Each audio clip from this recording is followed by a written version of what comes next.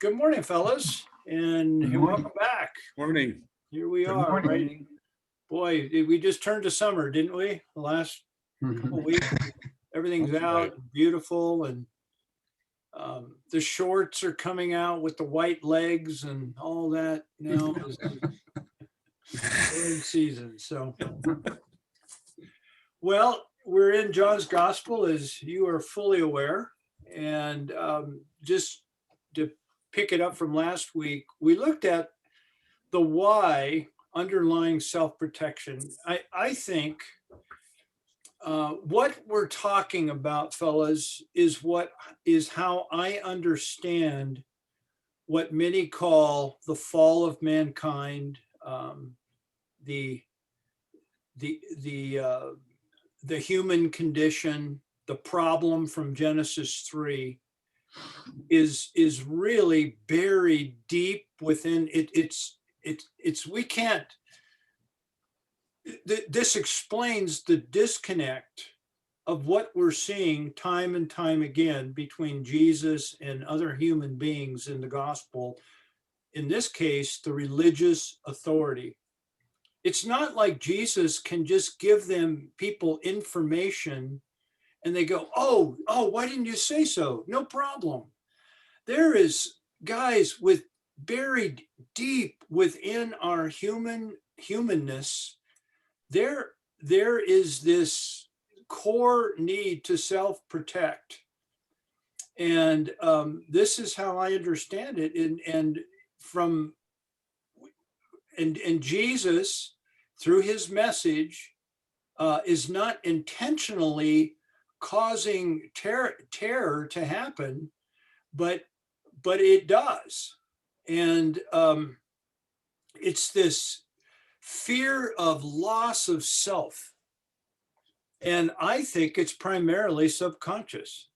I think that most of it, what's going on inside of our being, we are not aware of.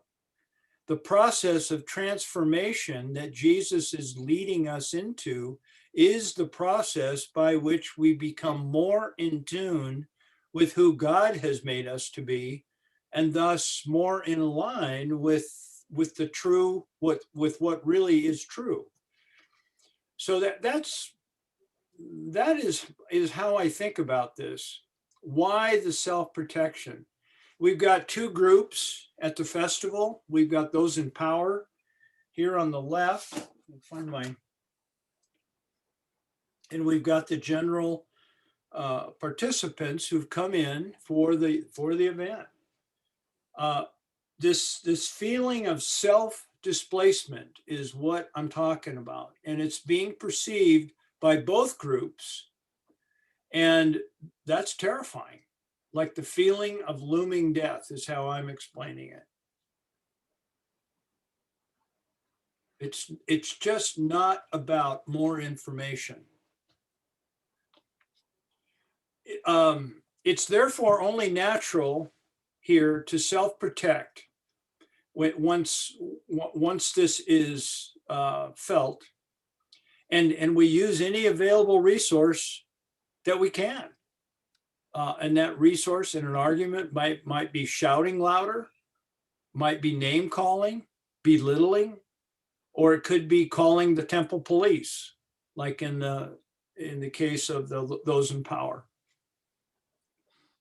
And so this need to self-protect is manifested within our story here in two ways. Those in power, it seize and control, and those the general participants at the festival, give us more facts. Jesus, perform, give us more facts, and we will believe. And that's where we've come thus far in this study in John 7. And this is where the profound message and demonstration of the cross, and I could substitute there the gospel. This is the good news that through a dying experience, notice right here, that from moving from this position to this position through this major dying, which happens right here, which is a letting go. Actually, what can be experienced is a transformative life experience through a letting go. And I think, fellas, that is the major teaching and modeling of what Jesus is saying. And case in point, where he says, "Follow me." He's actually inviting us to follow him. That seems funny, doesn't it? I mean, yeah, he's actually inviting us. You want to learn to die? Follow me. Watch me. Watch it. This is what happens. And the promise is always resurrection. With every death, there is a resurrection. That's what everything around us teaches us. But every time, it's terrifying. Every time. So we go on and we read verses 33 through 36. And would one of you read that, either on the screen or on your Bible, either one?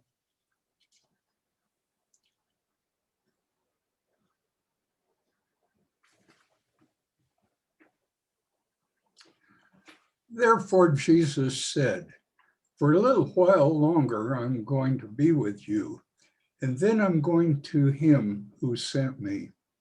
You will seek me and will not find me, and where I am, you cannot come."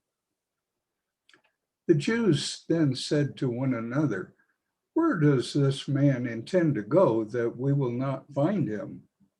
He does not intend to go to the dispersion among the Greeks and teach the Greeks, does he? What is this statement that he has said? You will seek me and will not find me, and where I am, you cannot come." Okay, thanks, Dick. And this word dispersion is a word that you may or may not be familiar with.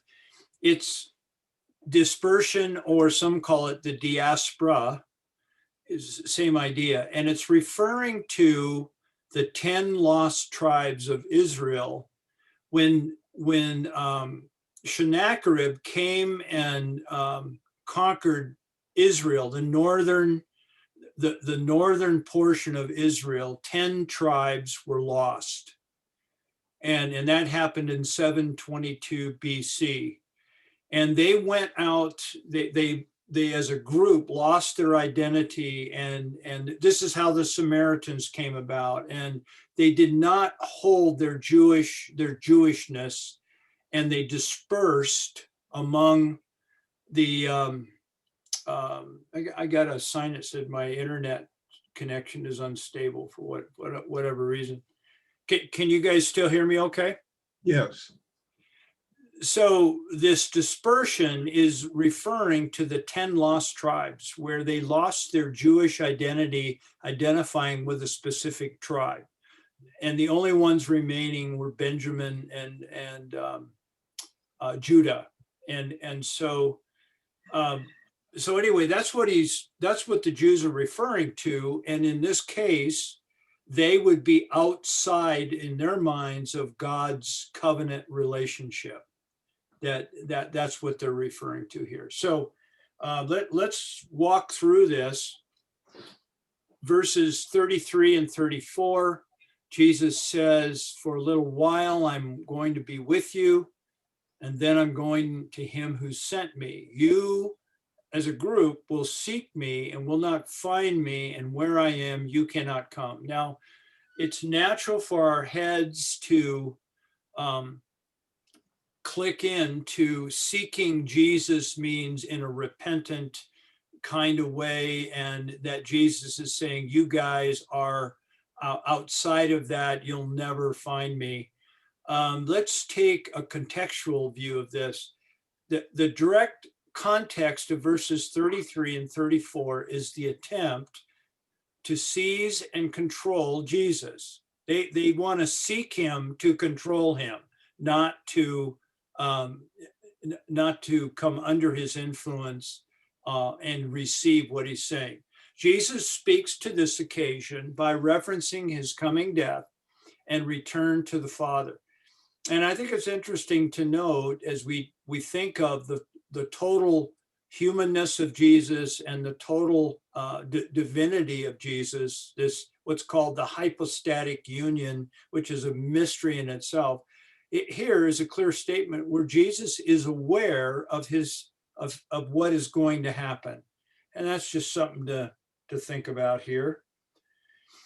Jesus first states that the day is approaching when they as leaders will seek to seize and control him, but he will not be bodily present. The reason they would continue to seek him after he's physically gone is the resulting aftermath of his earthly presence, his ministry. That being the changed lives due to his post-resurrection spiritual presence. We know that when Jesus died on the cross and resurrected, there's a giving and outpouring of the Holy Spirit, his presence. He says to his disciples, "Lo, I am with you always, even to the end of the age." So there is a spiritual presence, and I think it's when Paul is using the word Christ, that's what he's talking about, is the resurrected presence of Jesus Christ in the here, in the now. And this occurred. We know this occurred, and it is still occurring today.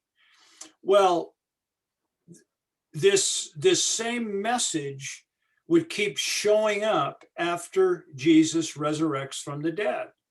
And so these guys, these leaders would naturally think, well, where is he? Where's he preaching today? Let's go find him. Because their intent is to cut off that message because they're trying to protect their self-position. But Jesus just keeps showing up. So that's how I would interpret that, that first section right there. He then concludes by stating to those in power the impossibility of their participation with him. Okay, this is important. The reason is that they refuse to die. They refuse to meaning giving up control, to let go. They see everything through their position of power. Jesus is not excluding them, they are excluding themselves. That is, I think, a critical contextual way to understand this, this segment. The Jews then said to one another, they're puzzled. Where can this guy possibly go that we would not find him? Because they're so egocentric in their own thinking, they are God's gift to the world. That's how they view themselves. They hold the truth. They have a key to the temple. They can go in. They hold the keys in their heads. And they go, where could this guy possibly go that we couldn't find him? So egocentric. He doesn't, okay, but then they go, well, hey, here's one.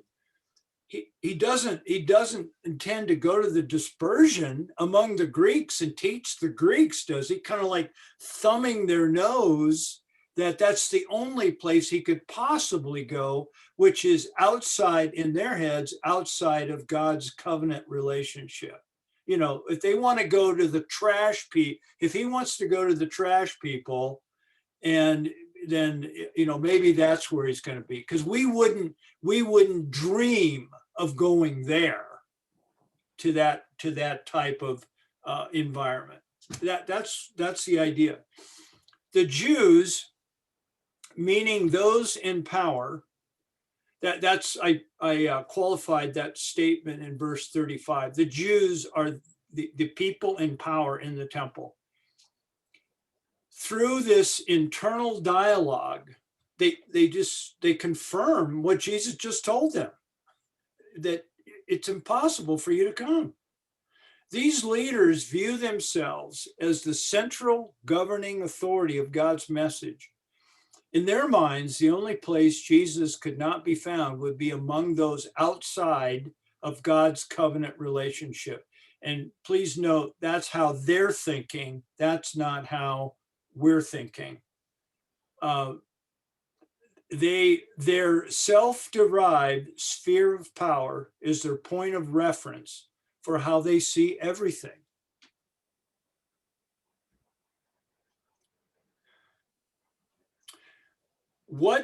And they go in verse 36, what is this statement that he said, you will seek me and will not find me, and where I am, you cannot come?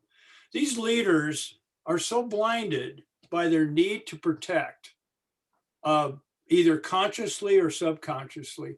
They're absolutely clueless in regard to what they're missing. They just can't let go. The perceived cost is just too great.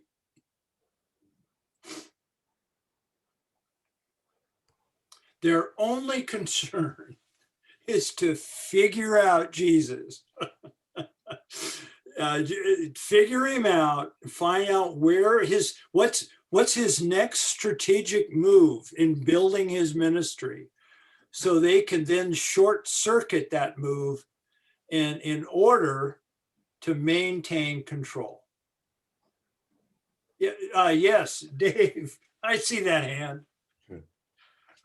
I would offer that up until this particular paragraph, which is true, but you've done a very clear job, and maybe all of us are on this point already, but you're describing exactly why the Jews today are where they are. Jesus isn't excluding them, they're excluding themselves. Yeah.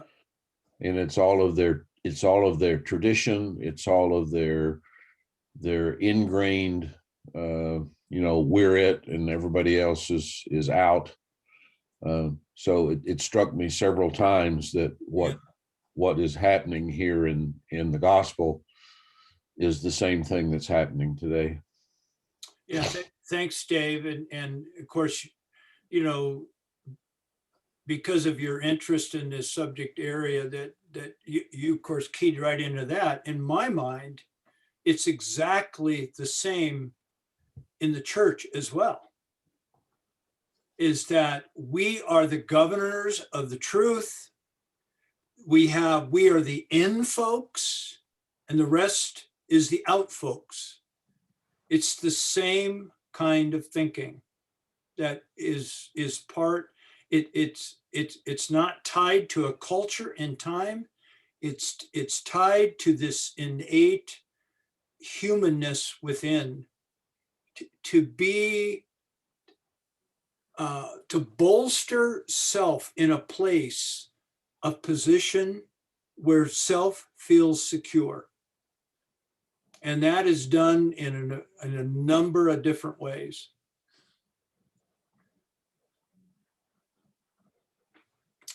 When they look at Jesus, this is critical, guys. When they look at Jesus, they are only seeing themselves. You go, what do you mean by that? They're projecting their way of thinking onto him. This is why Jesus states, where I am, you cannot come. They are in no space to receive. Yet, we as human beings have this propensity, either consciousness or unconscious, that we are growing, that we know Jesus. We have a personal relationship with Jesus. I'm not questioning that. But really, who are we meeting? Are we meeting Jesus, or are we meeting ourselves over and over and over again? And I think that is a worthy question. If we're meeting Jesus, we're going to become more like Jesus. And that requires a dying, a letting go. It's the core message. And that is really, really hard. here's the summary. As we've seen thus far in the book of John, Jesus's invitation is to all. His offering is all inclusive. But because of the predictable and comfortable egocentric world these leaders have built for themselves, Jesus is viewed as a terrifying threat, either consciously or subconsciously. He is challenging, threatening their position of power. I think I misspelled viewed there.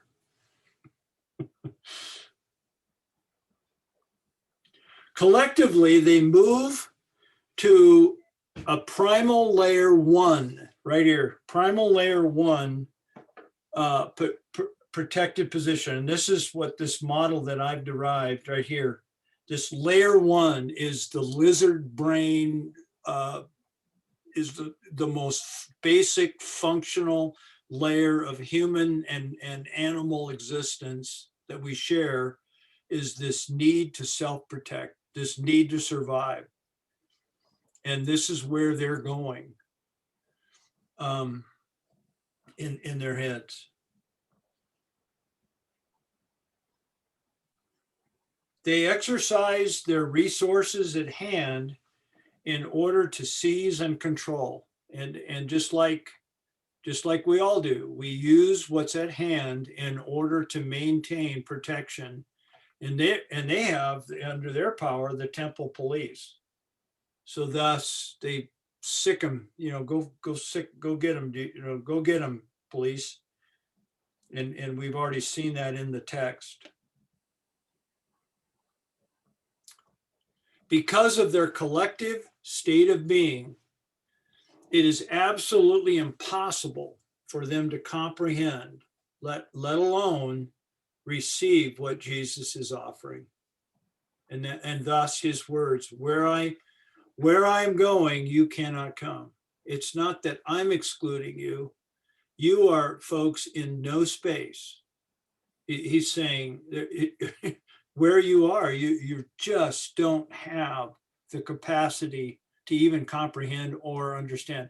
And in a bigger scope, it gives us understanding when Jesus died on the cross. Father, forgive them. They just don't know what they're doing. It's the same thing. So as we move to table time,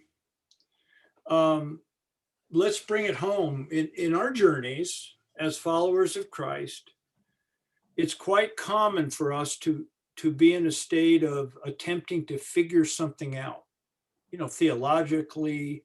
I mean, this is part of our discussions. John White and I love to sit down over coffee or lunch and talk about this stuff. We're grappling, we're trying to figure it out. Vince and I have had really great talks over this kind of stuff. Whatever the particulars might be at a given time, whatever the subject matter is, we're trying to figure out. And I think that's good. I think that's a good thing. It's certainly stimulating. But when does attempting to figure out create a barrier to faith? That's the question on the table this morning. Faith, figuring it out, and a barrier to faith. Let's play these two. Let's play these two conflicting, these two ideas. And then a follow-up question is, what correlation can you discern between attempting to figure it out and the internal need to maintain control? Then, this is tying it right back to us, is just figuring it out. Why do we want to figure it out? Why do we need to figure it out?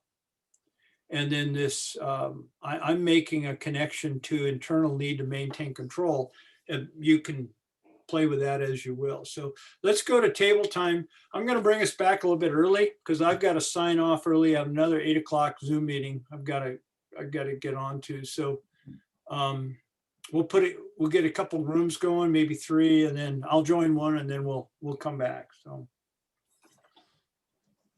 in the meantime, I'm going to fix my misspelled word.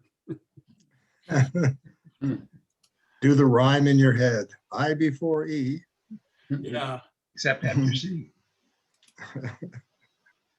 The rest is a mystery. We'll go with two groups. All right, I'll see one of you in a bit here. So here we go.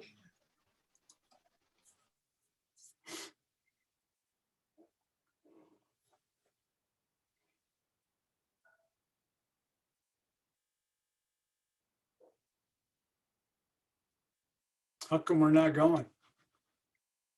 Oh.